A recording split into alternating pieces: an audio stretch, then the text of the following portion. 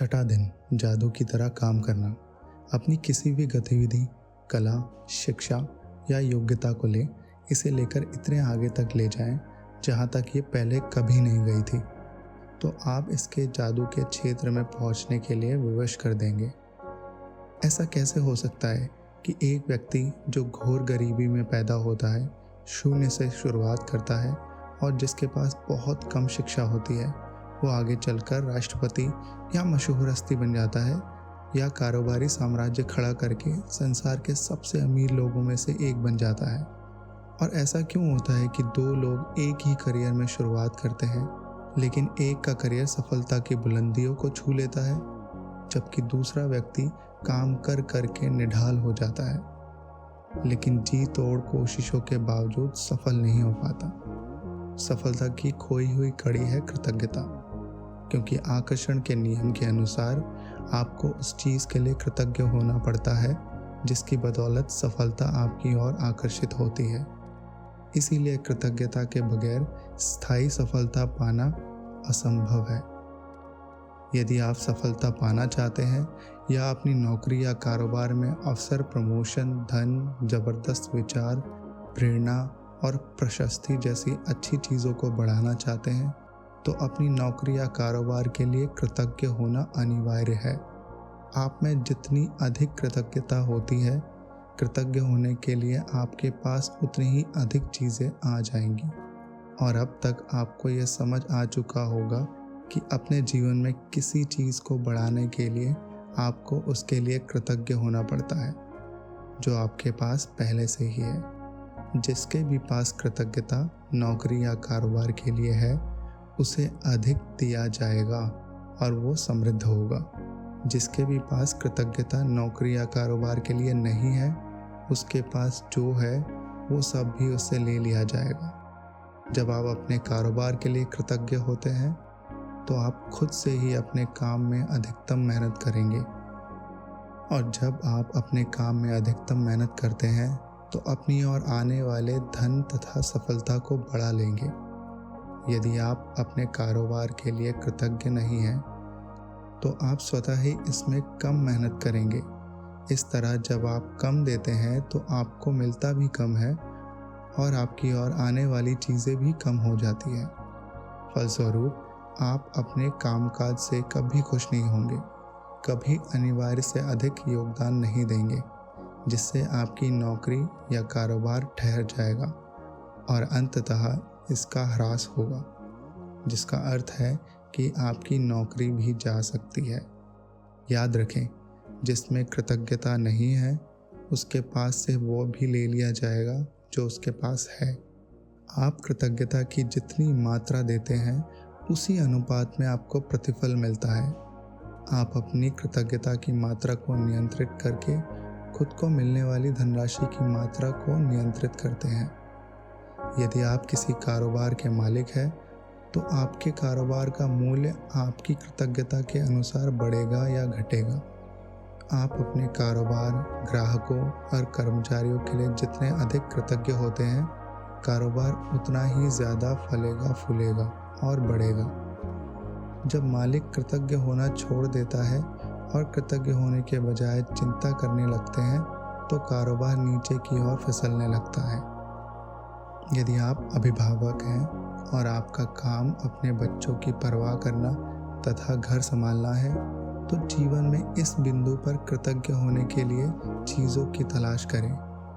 यह अक्सर जीवन में एक बार का अवसर होता है, और जब आप इस समय के लिए कृतज्ञ होते हैं, तो आप अधिक सहारे, अधिक महत्व, अधिक सुंदर पलों और अधिक खुशी के अनुभवों को आकर्षित करेंगे। आपको अपने कामकाज से प्रेम करना चाहिए, चाहे वह जो भी हो। आपको अपने काम पर जाने को लेकर रोमांचित होना चाहिए। इससे कम से कभी समझौता न करें। यदि आप अपनी वर्तमान नौकरी के बारे में ऐसा महसूस नहीं करते हैं, या अगर ये आपके सपनों की नौकरी नहीं है, तो ऐसी नौकरी पाने का अचूक तरीका यही है कि पहले अपनी वर्तमान नौकरी के लिए कृतज्ञ बनें। आज ही ये कल्पना करें कि आप एक अदृश्य मैनेजर हैं, जिसका काम नौकरी के बारे में आपके विचारों और भावनाओं का रिकॉर्ड रखना है। कल्पना करें कि आज आप जहां भी जाते हैं, आपका मैनेजर हाथ में कलम और डायरी लेकर आपके पीछे पीछे पहुंच जाता है। जब भी आप नौकरी में कृतज्ञ होने वाली चीज़ों को ढूंढ निकालते हैं, तो मैनेजर उसे लिख लेता है।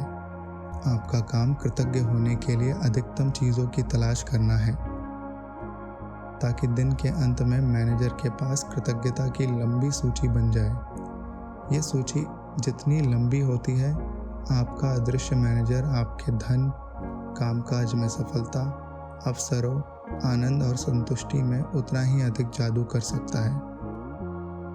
अपनी नौकरी की उन सारी चीज़ों के बारे में सोचें जिनके लिए आप कृतज्ञ हो सकते हैं। शुरुआत में इस तथ्य पर विचार करें कि आपके पास सचमुच एक नौकरी है। सोचें कि कितने सारे लोग बेरोजगार हैं जो नौकरी पाने के लिए कुछ भी देने के लिए तैयार हैं। सोचें कि आप समय बचाने के कितने सारे उपकरणों का इस्तेमाल करते हैं, जैसे कि फ़ोन, प्रिंटर, इंटरनेट और कंप्यूटर। उन लोगों के बारे में सोचें जिनके साथ आप काम करते हैं और जिनके साथ आपकी मित्रता है। उन लोगों के बारे में सोचें जो आपके काम को अधिक आसान बनाते हैं, जैसे कि रिसेप्शनिस्ट, असिस्टेंट, सफाई कर्मी और डिलीवरी करने वाले लोग। इस बारे में सोचें कि तनख्वाह मिलते वक्त कितना अच्छा महसूस होता है। अपने काम के प्रिय पहलुओं के बारे में सोचें जिन्हें करना आपको बहुत पसंद है। जब भी आप कृतज्ञ होने के लिए कोई चीज़ खोजें, तो हर बार अपने अदृश्य मैनेजर को लिखने के लिए विवश करते हुए ये कहें, मैं किसके लिए बहुत कृतज्ञ हूँ। आपका मैनेजर आपको जितनी गहराई से कृतज्ञता महसूस करते देखता है, वह आपके कामकाज में उतनी ही जल्दी जादू करने के लिए प्रेरित होगा और आपके जीवन में अधिक जादू प्रकट हो जाएगा। वैसे ये संभव है कि आप एक दिन में ही अपने कामकाज के लिए इतनी सारी कृतज्ञता महसूस कर लें कि परिस्थितियाँ तुरंत बेहतर नज़र आने लगे। याद रहे, खुशकिस्मती के अवसर संयोग से नहीं मिलते, वे तो सिर्फ जादुई शक्ति के कार्य हैं। यदि यह जादू की तरह काम करना अभ्यास किसी वीकेंड या उस दिन पड़ता हो जब आप नौकरी पर नहीं जाते हैं, तो अगले दिन के अभ्यास पर जाएं और फिर जिस दिन भी आप दोबारा नौकरी पर जाएं, उस दिन इस जादुई अभ्यास पर लौटें। जादुई अभ्यास क्रमांक 6, जादू की तरह काम करना। नंबर 1, अपनी नियामतें गिनें। 10 नियामतों की सूची बनाएं कि 1 से 3 तक कदम दोहराएं। लिखें कि आप क्यों कृतज्ञ हैं। अपनी सूची दोबारा पढ़ें और हर नियामत के अंत में कहें, धन्यवाद, धन्यवाद, धन्यवाद। उस नियामत के लिए अधिकतम कृतज्ञता महसूस करें।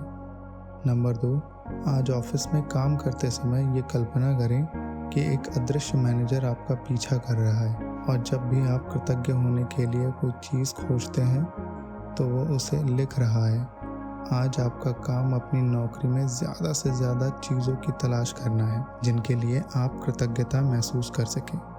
नंबर 3, जब भी आप कृतज्ञ होने के लिए कोई चीज़ खोजें, तो ये कहकर अपने मैनेजर से उसे लिखवा लें कि मैं क्या के लिए बहुत कृतज्ञ हूँ। फिर ज़्यादा से ज़्यादा कृतज्ञता महसूस करें।